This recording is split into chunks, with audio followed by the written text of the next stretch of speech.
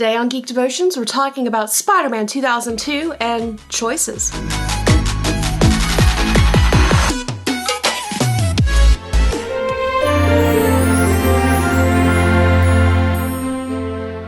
Hello and welcome to Geek Devotions, the show from devoted geeks who are devoted to letting people know that they are loved. I am Celeste, and we're so glad that you have hit play today. Do us a favor, don't forget to hit that subscribe button and that bell symbol so you get notified about all the cool things that we do here at Geek Devotions. We do a lot.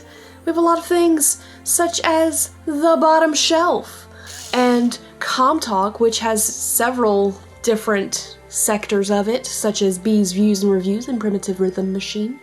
Also, we have a website, Facebook, Instagram, Twitter, and Twitch. So, check us out on all the things. Today we are talking about 2002 Sam Raimi's Spider-Man and the choices that the characters have in it. You have two characters who really make some interesting choices throughout the movie. Peter makes interesting choices in deciding to let that criminal just run and ends up with the repercussions of Uncle Ben dying.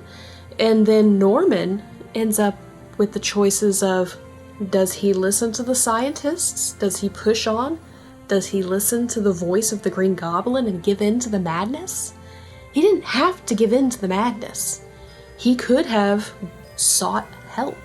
He could have listened to that poor little scientist who died and not gone into the chamber.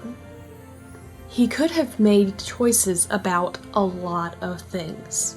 When Peter decides to be a hero, I'd say that he was happy with his choice. But when Norman decides to give in to the Green Goblin, while he may have been happy with his choice, nobody else really was.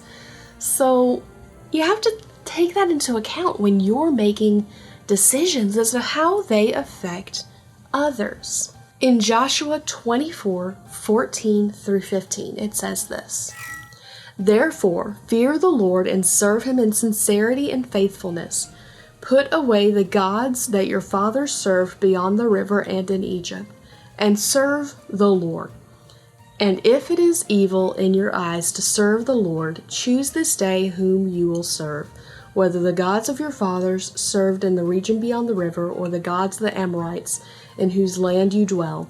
But as for me and my house, we will serve the Lord." Now, as Christians, we have a choice daily, sometimes hourly, sometimes minutely, a choice to serve God. Joshua was saying that he and his family were going to serve God. And that had repercussions in that he was a leader in his tribe, he was a leader of Israel, and he was a leader of his household. His decision rippled through everything. Peter's decision to become Spider-Man affected everybody in his life. Norman's decision to become the Green Goblin affected everybody in his life. This is the power of the decision. You can choose to serve God and live a righteous life and follow, to the best of your ability, what he says. Don't get me wrong, there's grace if you mess up.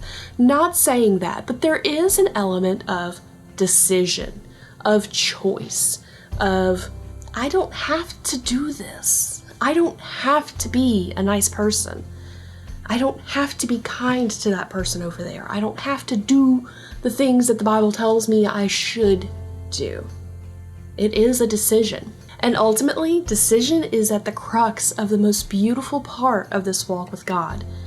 We decide to accept his salvation. God's not going to make us love him. He's not going to make us worship him. He's not going to make us follow his guidelines. He lets us, he gives us the ability to choose for ourselves, to choose this day whom you'll serve. We have that capability. The question is, what are you choosing? What are you choosing on a daily basis? Do I choose to follow God on a daily basis? Yes.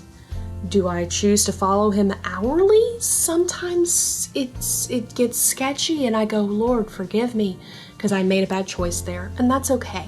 But it's still my choice. Okay guys, that was your devotion for the week. I hope you enjoyed it. Don't forget to check out all the fun stuff. We have some really good episodes of Comm Talk coming out. We have an episode of The Bottom Shelf. This shirt will be available on the store at some point today, so you can celebrate a very Spidey Christmas and let all your friends know that you love Spider-Man and Geek Devotions and Christmas. It is now time for the question of the week. The question of the week is this: who is your favorite live-action Spider-Man? I have a soft spot in my heart for Tobey Maguire because he was the first, but I think, honestly, Andrew Garfield does a better job of it. Maybe it was just the writing, the storytelling, the fact that they included Gwen Stacy instead of instantly making MJ his girlfriend, because she wasn't the first girlfriend. She wasn't even the second. That's a debate for another time. But let us know down in the chat who your favorite live-action Spidey was. Okay guys, all that being said, stay devoted, peace and love.